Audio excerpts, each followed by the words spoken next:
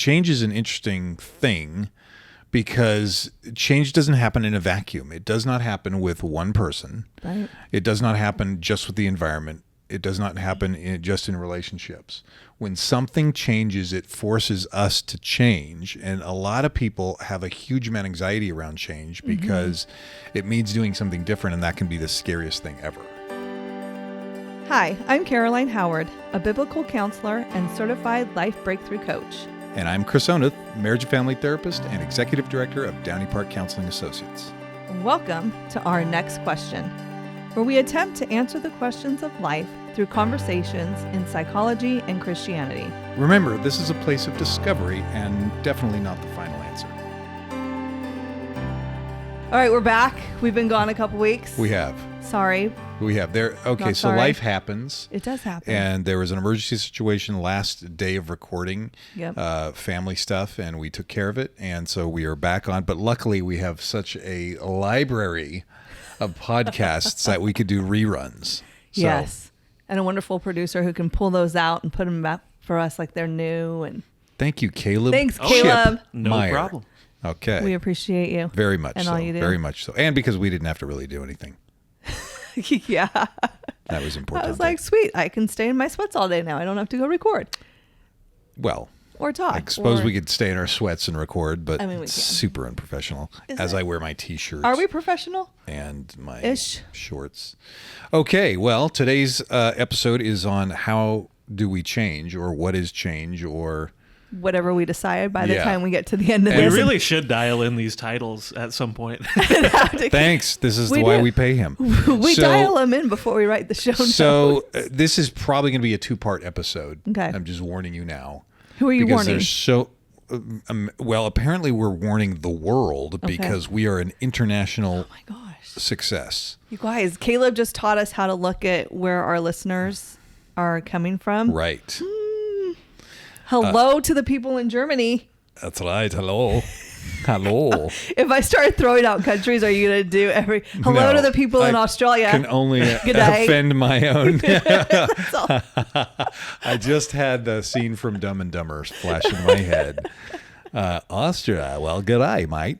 Yeah. So Okay. Oceania, which is Oceania. Australia. We have people from Asia, namely the Philippines and Vietnam. Yeah. We have Okay, people but- in Europe. But we're missing a demographic here. So if We you are. know anybody in South America, That's could you right. please get them to listen to our podcast? It's We've- the only one that we are showing a 0. That's right. We've got to get South America We on got to get board. South America on board. We can do it. Yes. All right. So what's new with you? I don't know what we're going to talk about. We're going to make this the opening chit chat a little shorter. gonna Just attempt because we don't want to lose our viewers Okay. or our listeners in Africa. There's 15 downloads from Africa. Okay. So We want to keep those people. absolutely. We do not want to lose them. So I mean, we do, but I don't know that shortening our intro is what's going to do it. Wow. I think just good content. That would help. Okay, so Okay. you had a dream. I didn't want to go into my dream. Well, that's very not Martin. psychological, and I can help with that. Oh my goodness. Yes. What? I had a dream. On the spot. Okay. I had a dream and we were recording and you and I got into it. Like on air. Like on air. Nice. Got into it. And This so may be prophetic. I had to look at Caleb and be like, you have to stop recording now. Like I was serious.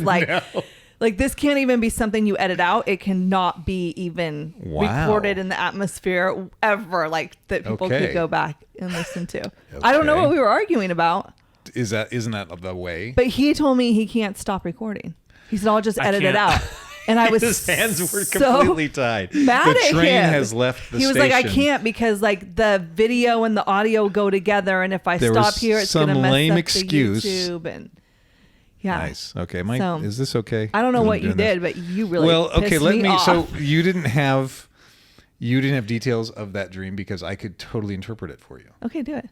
I love dream interpretation. I usually do it for okay, myself. let me preface this with a dream that I had. This is all going to be very psychological. So there was a dream I had when I was on the cusp of taking my test for my licensure. Okay. And essentially what happened is there was this broken switchback set of stairs. It was all busted up and it was concrete, busted up. Rebar was sticking out, and it was up alongside of this cliff out on a beach. Okay. And the day was beautiful, right? And I took to climbing this staircase, and I had to I had to use all four limbs, except I couldn't use all four limbs because I was carrying a baby. Wow. I'm telling you. I hope you had the baby in the side. Dreams need to have weird things like this. Like you're doing something that is not, it's not unlike every day, but then there's some weird element to it. So I'm climbing up this rebar, and I have this baby, and I climb up to a certain point, and I get on this one hold that I have, and it starts swinging back and forth because like the rebar is the only thing holding it, and it starts swinging back and forth, and I'm like, and I'm starting to freak out. I remember in my dream, like kind of freaking out, not freaking out. I don't want to say freak out, starting to panic, although that doesn't sound much less, but anyway. So then what I do there is I sit still for a second, I take a deep breath, and I look out on the ocean. And what I've discovered is I've climbed so high, I've climbed really high, that I can see out onto the ocean. I see all these beautiful sailboats and the beach scene and everything else. And I remember thinking in my dream, it's going to be okay. It is going to be okay. And so then I took to continuing to climb.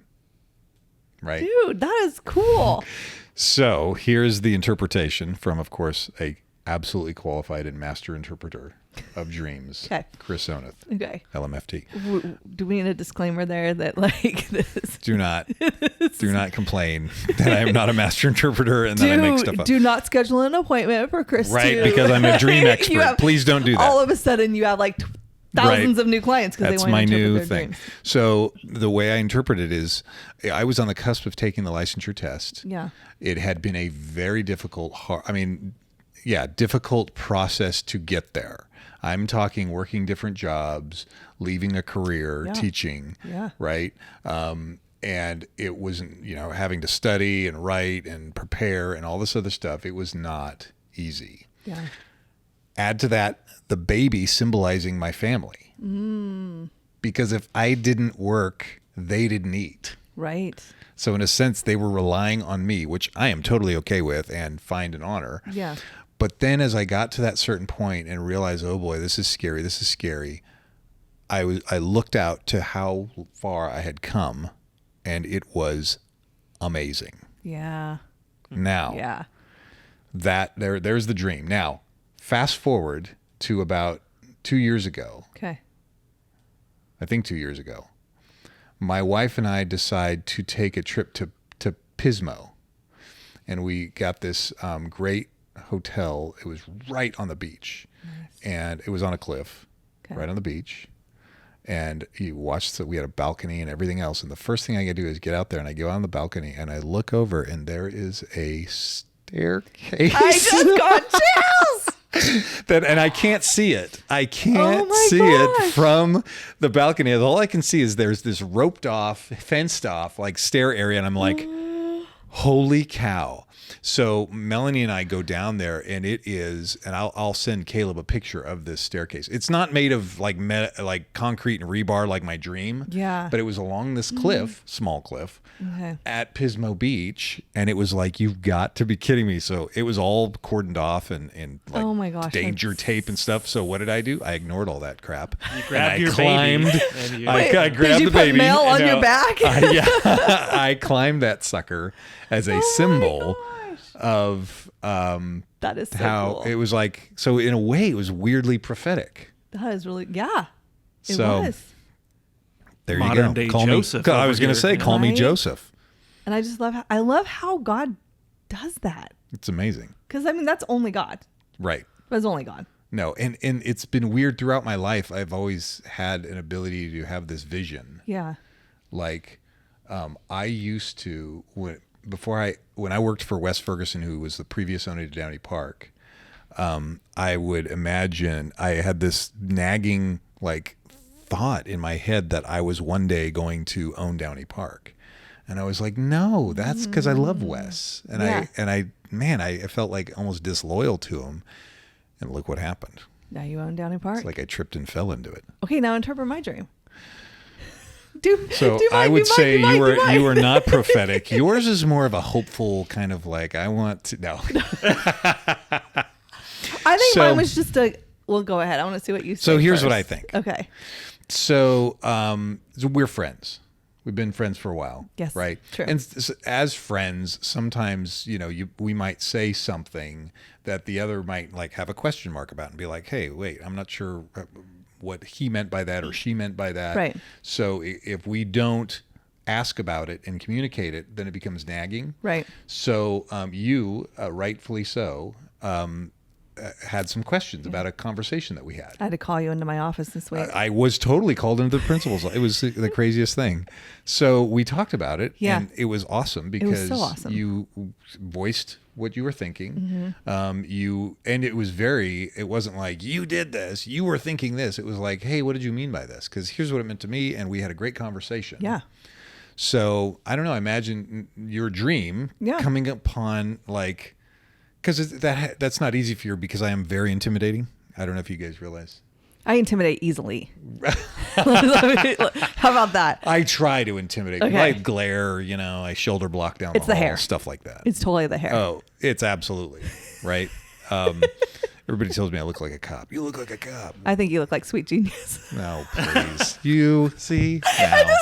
I know. You just, the card, the Sweet Genius card. Well, thanks. It's enduring. Maybe this is where the fight starts. Maybe Here it is. But I had said to you even after our conversation and we had, we hugged and made up. And That's right. I said, I did not want to bring this into Friday. Nice. Because I didn't want us to. And here it is. And here it's Friday. No, but I potentially But I do, carrying that in some way, shape, or form. And even like different things in dreams can symbolize different, like, what do I want to say here? Things in dreams can symbolize other things, right? Yes, 100%.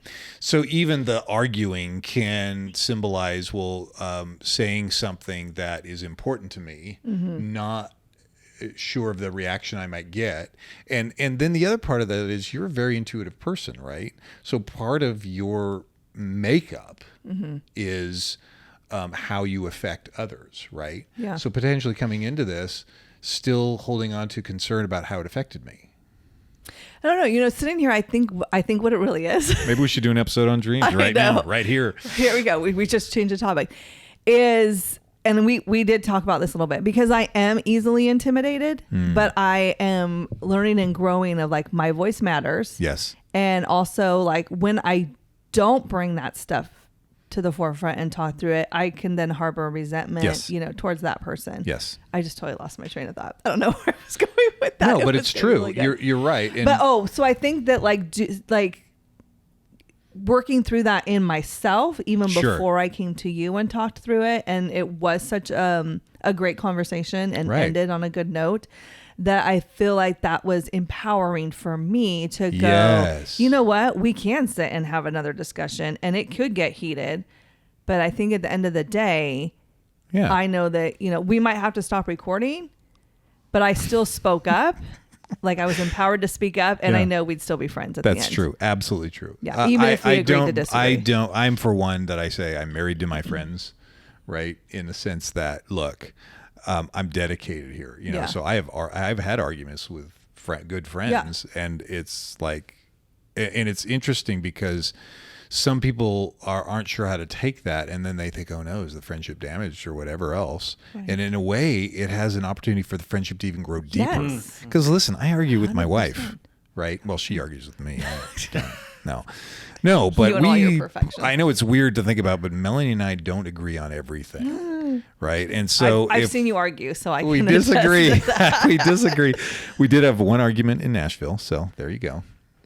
We're getting better. You're getting better. Yeah. You were down to one. Yeah, exactly. So, but I love her and I respect the heck out of her. And I feel the same way about my friends. It's like, hey, if I argue with you, it doesn't mean, now granted, I'm not going to just like explode and blow up and say whatever. But it doesn't mean that I think there is any less to our friendship. In fact, if I get into a disagreement with a friend and we're able to work through it, that to me, again, symbolizes a deeper friendship. Yeah. Yeah. I Okay. totally agree. So this that kind of then segues folds into change. how we change, because as Exactly. Caroline started to change and Yeah. by actually stepping forward, Yeah. being convicted, then stepping forward, there was a little piece added to her empowerment. Yeah. So because the change came when I could have easily, we waited a week to you chat could have about taken this your toys and gone elsewhere. because you decided to say something dumb to me and then go on vacation. So then I had to sit with it I don't for think all this is where entire week. right here, right now. We're in real time. No. But I think in the past I would have, because I was afraid of intimidation, I would have maybe sent a nasty text. With all of that, you suck. I can't believe you said this. It would have been more coming at you. Yeah. But instead, God blessed me with you going on vacation for a week and being able to just sit in it and go, okay, let's do this right. And think about Chris. I know Chris. It is not his goal to piss me off. Right. And Well, hurt me. Not at that moment. Right, not at that moment. No, there are yeah. moments where I know you're like, I'm just gonna get under her skin.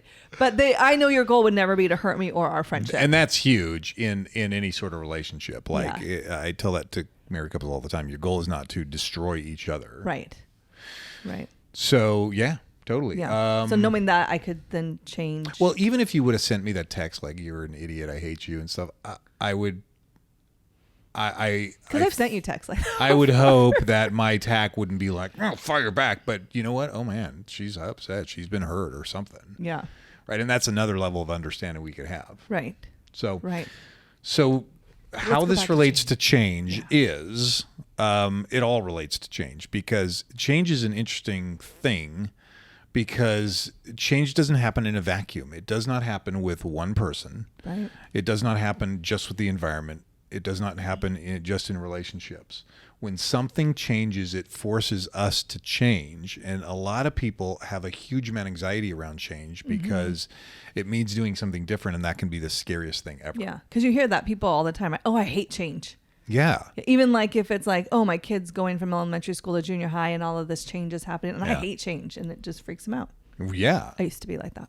Well, change is inevitable. It is. That's the stinky part. No, it's awesome. It is at times. I love change. As a former I hate change person, it's stinky, but I'm learning to embrace it. No, it's not stinky.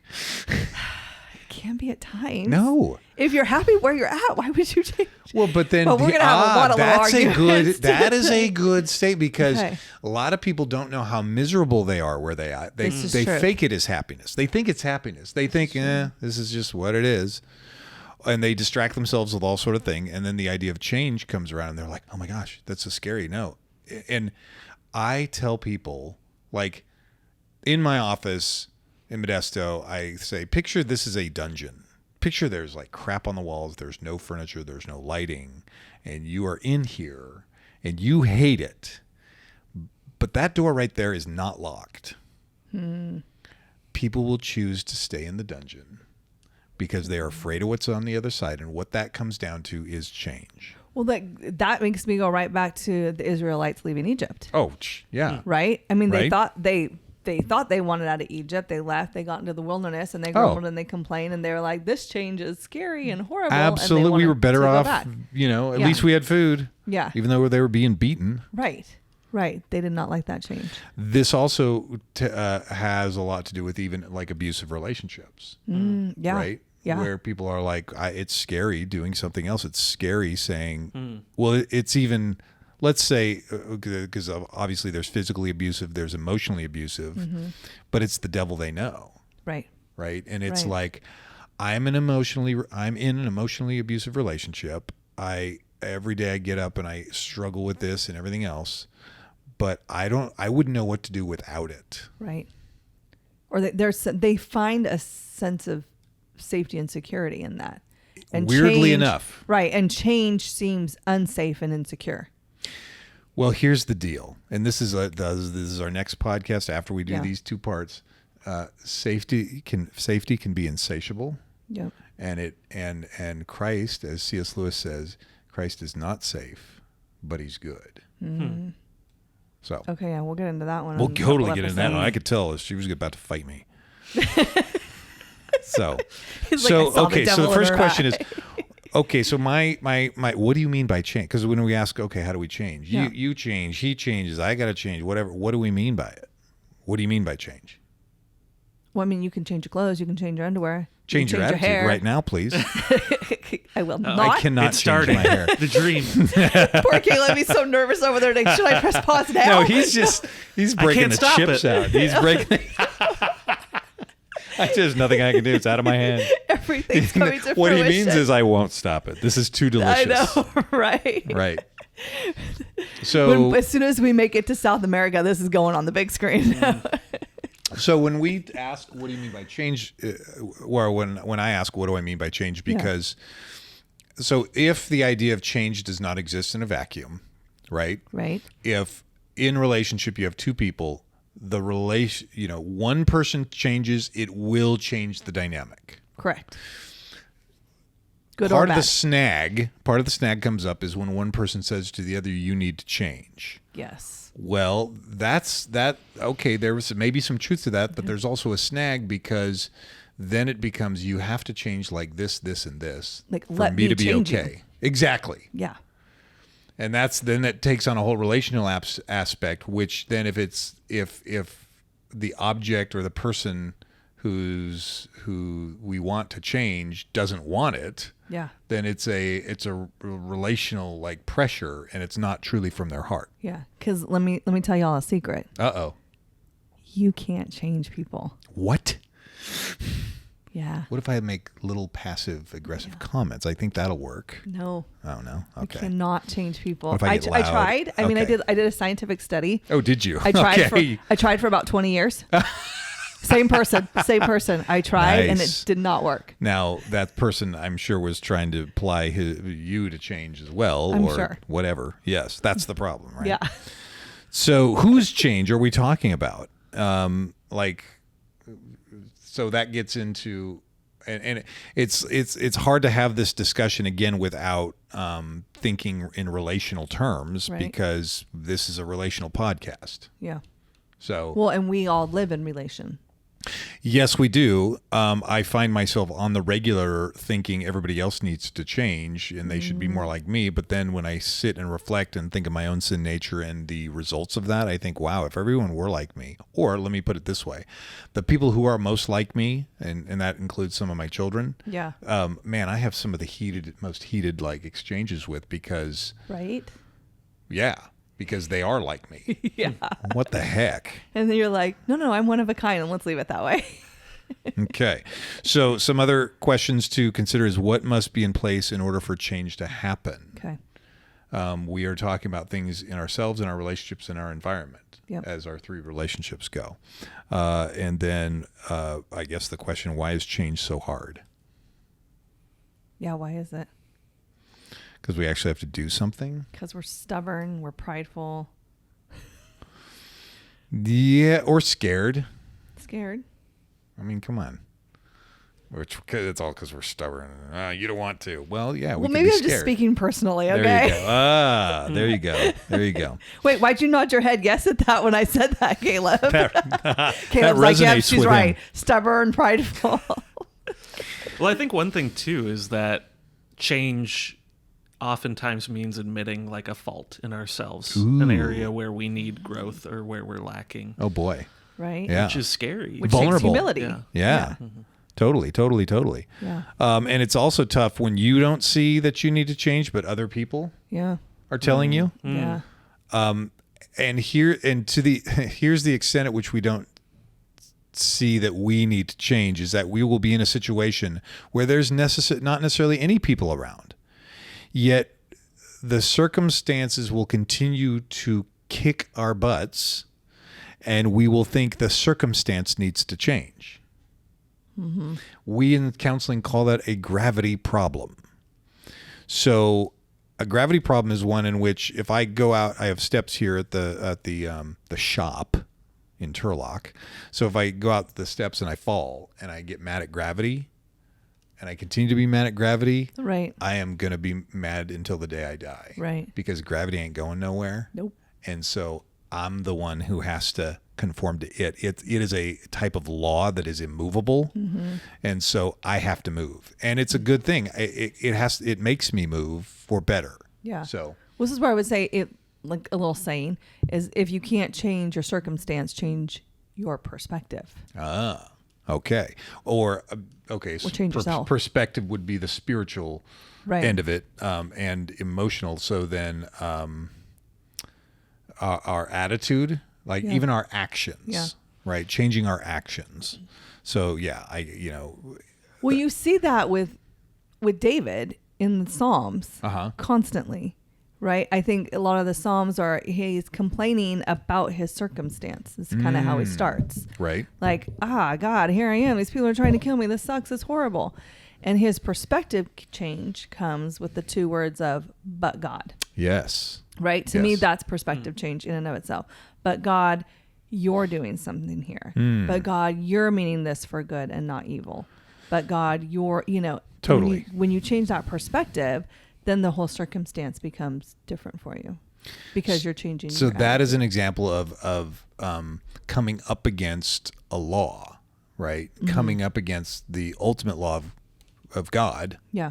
And saying, look, I'm asking you to change the circumstance. You are not, which means you have decided not to, which means I must move. Right. I'm the more movable piece here. Right.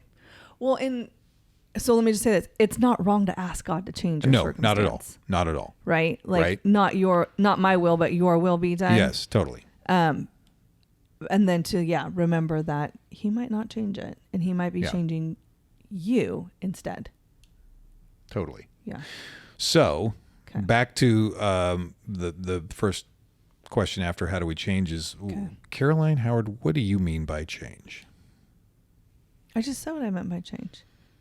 Well, I think you said something earlier off air when we. Okay. Oh, you want me to remember what I said? I think you said a heart change versus. Oh, yes. Okay, you're right. Yeah, change is behavior modification versus heart transformation. Right.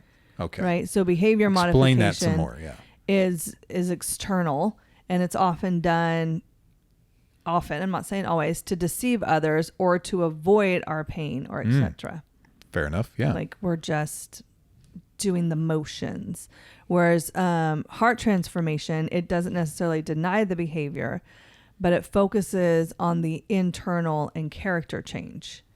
So it has a purpose in mind that's greater than our own needs and desires, where the behavior could possibly be more about your own needs and desires. The heart transformation goes to the roots, all the way down to the root of it.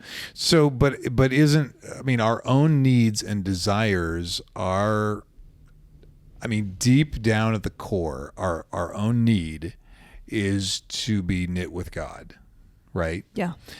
They are, that is muddied, clouded by desires we place in the way. And then when we're not knit to God, then our desires are skewed. Correct. Right. Yep. So we talk about it's big in the church to say, hey, it's not about your needs and desires. Well, I think at the core, it kind of is yes, but if our needs and desires are aligned with God, right? Yes. Because our needs, because here's the deal. Here's what I think. I think I need this thing over here. Yeah. I think I need, I don't know. I think I need a new another motorcycle. Miata. I think I need a new Miata. I guess it would be defined need, right? Because some people would say, right. no, I need to drive a fancy car and I need to live in a big house. Sure. Is that truly a need? Someone's going to think I'm a competent counselor, I have to look the part. Yeah. Or I desire these things, so I should have them. Right.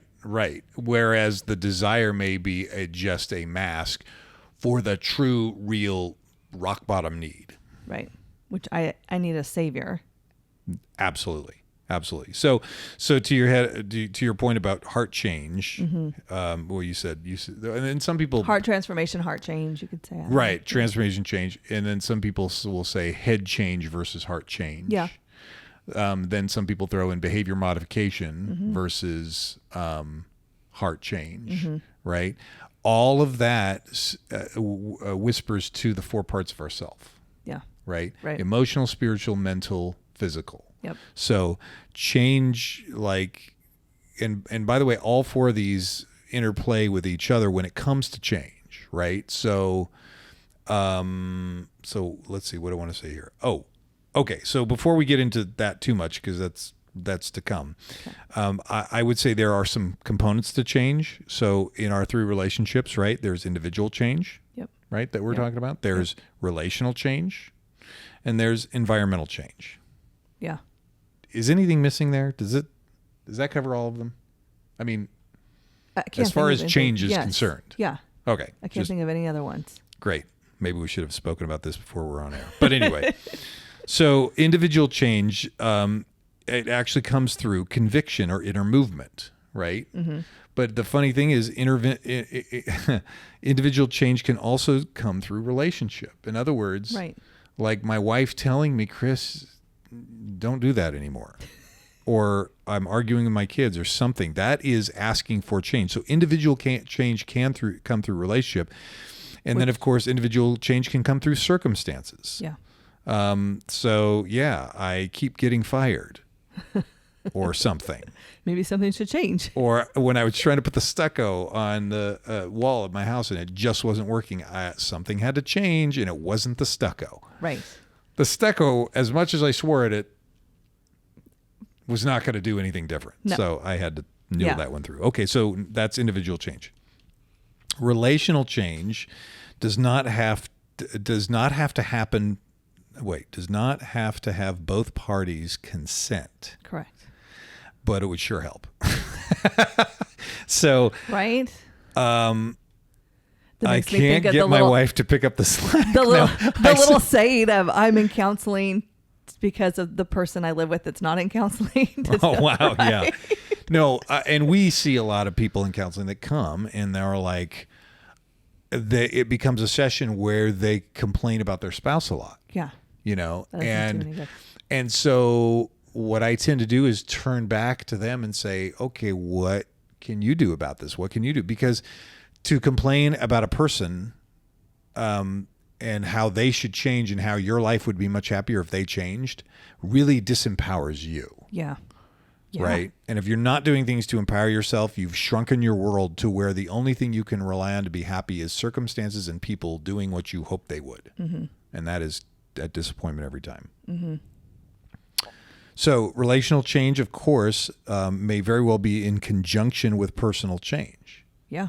So we can't get someone else to do it. So if I start to change, the dynamic between my wife and I will change. Yep. It will absolutely change. Even if it's the changes, I'm now going to lay down some boundaries. Yes. Yes. Boy, people don't like that because there is a change of rules. Right.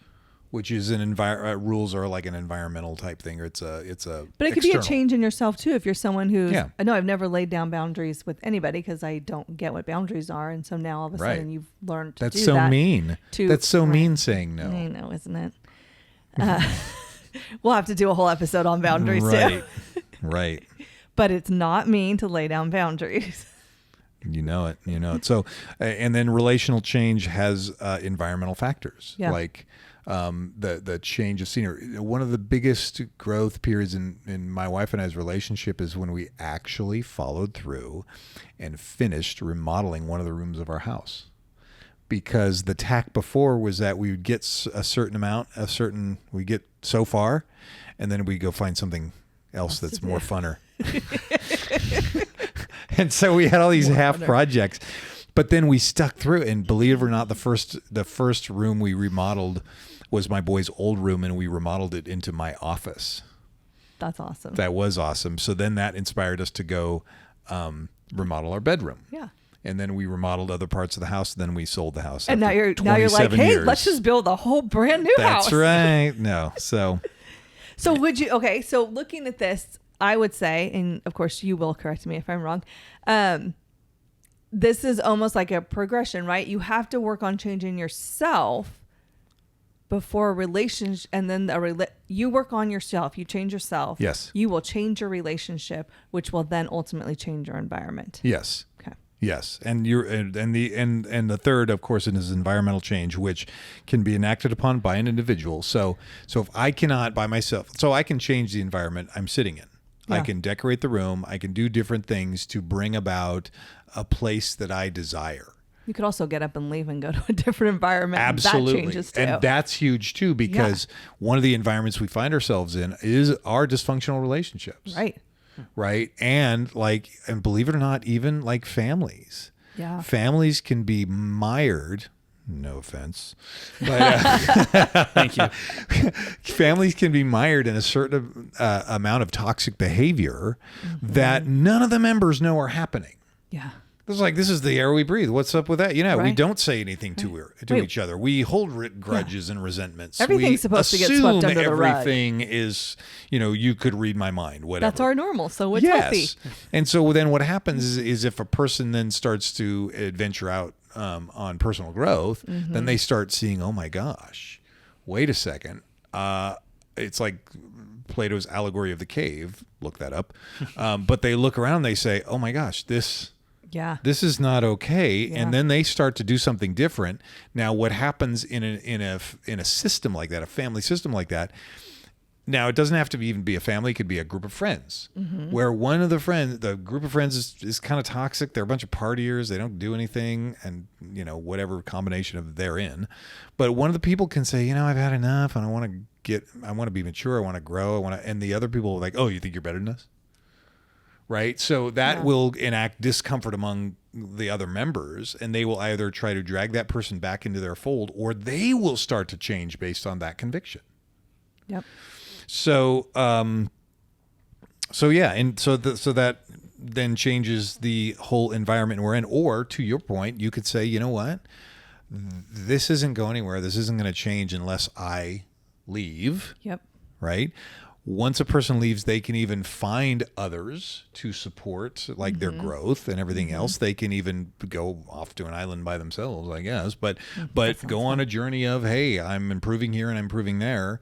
And then what I've seen happen with people is when they do certain things like that, they even have clearer eyes to see how dysfunctional the relationship they were in. Right. And that's so they change their environment. Right. Because you notice that as you get healthy, right? Change is going to make you, positive change is going to make you a healthier person, emotionally, physically, mentally, all the parts. As you become healthier, unhealth becomes so much more vivid to you. Oh, absolutely. Yeah. You're like, what? And then that's when it's like, I got to change the whole environment. That's the Kool-Aid I was drinking, man. Yeah. Yeah. So the other aspect of changing, let's say changing your environment is something like making your bed. Right? That's a simple thing. Do you make your bed every day? Me? I live in a trailer. Did you not hear this? You have a bed. It's very hard to walk around.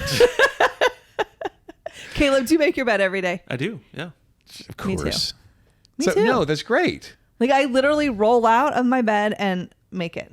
Okay. It's therapy. Well, once I get home, like you people. Wow.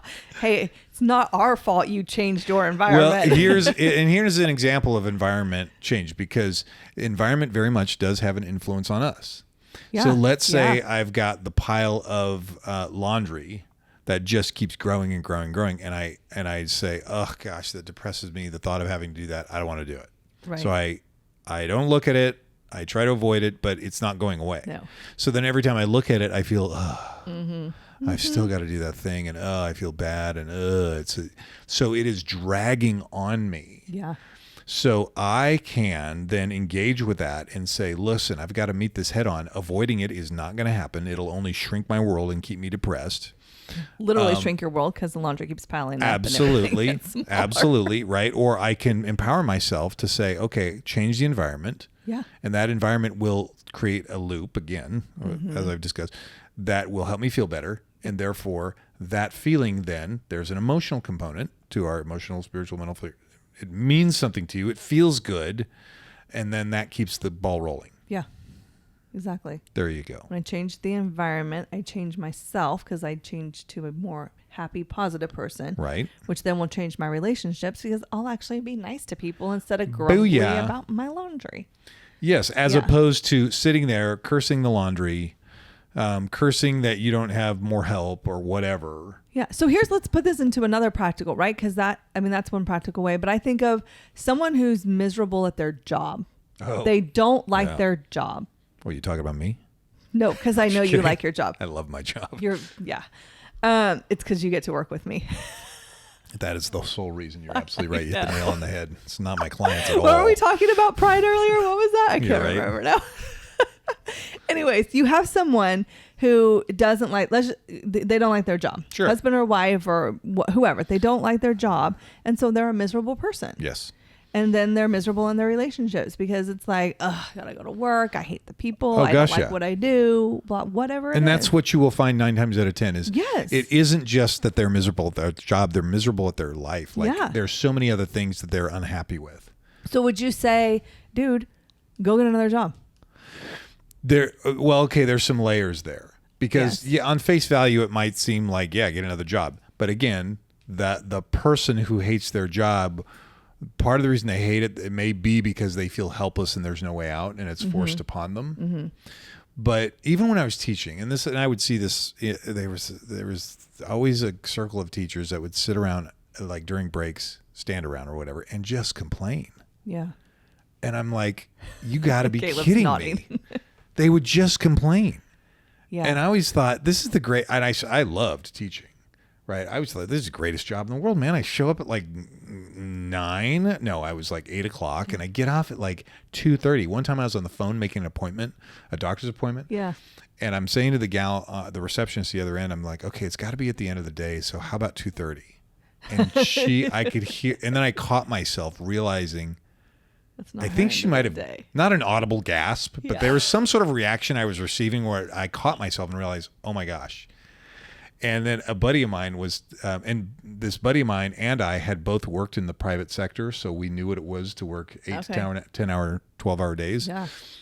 And so he goes, every day I get off work, I want to be able to look at that clock and see that it's 2:45, 2:30 and think, and think, oh, this is awesome, right? Anyway, so that was always my attack is like, if you don't like it, go somewhere else. Well, okay, so that at the face value, sure, you could just walk out the door and knock over a display. That's fine.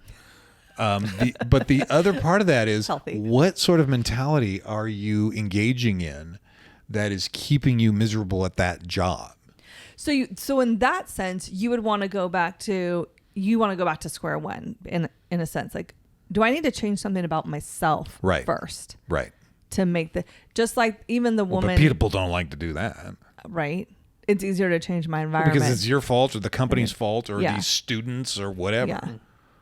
Right. Yeah. With the laundry situation, it was clearly she was the only. I say she, that's terrible because a man can do laundry too. It's true. Because the men in my house do all their laundry.